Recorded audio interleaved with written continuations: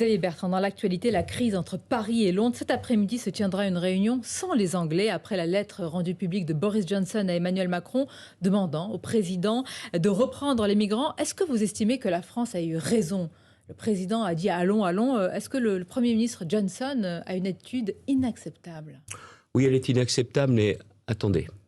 La première des choses, cela faisait des mois et des mois qu'avec les élus, nous interpellions les deux gouvernements, français et britannique, en disant « Nous ne voulons pas que la Manche devienne un cimetière marin à ciel ouvert ». Des mois et des mois. Parce que l'on voyait bien que certains s'organisaient, qu'il y avait de plus en plus de passages.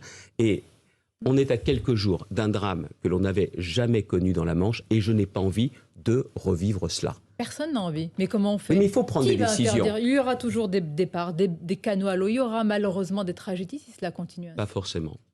Vous avez une baguette magique? J'ai pas de baguette magique. J'essaye d'avoir des solutions concrètes, simples et efficaces. Pourquoi aujourd'hui nous avons autant de migrants qui sont sur le littoral? Et d'ailleurs pas seulement à Calais, sur l'ensemble du littoral. Ça va de la limite du département du Nord jusqu'à la côte picarde. Pourquoi? Parce qu'ils ne veulent pas rester en France, ces migrants. Ils sont exploités par les criminels que sont les passeurs et ils veulent passer en Grande-Bretagne. Ils ne veulent pas rester en France. Pourquoi? Parce qu'en Grande-Bretagne, ils sont employés dans les entreprises, dans les commerces en Grande-Bretagne, avec justement des salaires de misère. Donc il y a un problème avec les Anglais, il y a un problème avec... Il y a une hypocrisie britannique. Oui, mais comment changer ça? Et comment on fait? Comment casser M. Johnson si c'est dont il s'agit, pardonnez-moi? On leur rend leurs frontières. La frontière britannique ne sera plus en France, elle sera au Royaume-Uni. Et vous le savez, ça fait longtemps que je propose cette solution. Et aujourd'hui, je ne propose pas de renégocier les accords du Touquet. Parce que jamais M. Johnson et son gouvernement ne viendront s'asseoir à la table des discussions en cherchant des solutions. C'est-à-dire que je veux dénoncer les accords du Touquet. Et si M. Macron n'a pas le courage de le faire dans les moins de 5 mois qui lui restent, je le ferai dès ma prise de fonction. Expliquez à nos auditeurs. Je vais vous expliquer. Je ne comprends pas. Est-ce que vous êtes sûr qu'en mettant à bas quand même de tels accords qui ont été signés, rappelons-le, alors que Jacques Chirac était président et Jean-Pierre Raffarin, dont vous avez été ministre, était Premier ministre, en quoi... Voilà près de 20 ans. Tout à fait. En quoi mettre à bas ces accords va nous permettre de régler une telle situation alors que, j'allais dire, personne n'empêchera ces gens d'aller malheureusement tenter de leur chance en traversant la Manche. Personne. Alors vous savez ce qui va se passer? Si on rend leurs frontières aux Anglais, les migrants, ils vont traverser, ils vont prendre le ferry. Ça va leur coûter 15 € pour traverser. Alors que là, ils se font racketter par des criminels qui leur demandent des centaines ou des milliers de dollars.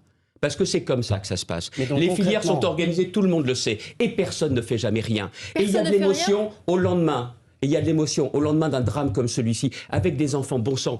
Qui a des enfants ne peut pas rester insensible par rapport à cela. Il faut que ça cesse. Je ne veux plus avoir ces morts, ni en Méditerranée, ni dans la Manche. Alors il faut que tout le monde se réveille, et pas de provoquer des réunions, de prendre des décisions. Monsieur Johnson, il se la récupère, sa frontière. Et c'est de son côté, à Douvres, qu'il va organiser l'accueil. Oui, mais donc, Xavier Bertrand, concrètement, ça veut dire que côté français, on laisse passer tous les migrants, on les contrôle plus jamais, on les laisse traverser la Manche, les douaniers, les policiers français ne regardent même pas qui ils sont, on les laisse passer. Eh bien, si on ne trouve pas de nouvel accord avec les Britanniques, oui, monsieur, oui. Là, vous engagez un bras de fer inédit. Là, c'est une crise aiguë qui s'installe. Mais on veut quoi? On veut encore avoir dans quelques jours, dans quelques semaines, encore un drame et avec une émotion médiatique, politique. Le véritable rôle du politique, c'est de trouver des solutions, d'anticiper pour éviter ces drames. Et je préfère à tout prendre qu'ils prennent le ferry, prennent le tunnel. Ah, vous savez, ils paieront même leur place. Ça leur coûtera beaucoup moins cher que le racket d'aujourd'hui. Mais je n'aurai plus ces morts. Et là, vous allez voir que M. Johnson, il va faire enfin ce qu'on attend de lui depuis des années.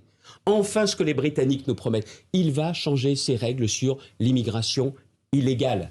Parce qu'aujourd'hui, les Britanniques demandent à la France de réguler leur immigration illégale. Non mais, attendez, on nous demande de régler la frontière chez nous. Et ce que je vais vous dire aussi, c'est que normalement, il y a 2 ans, pour que s'applique la dénonciation des accords.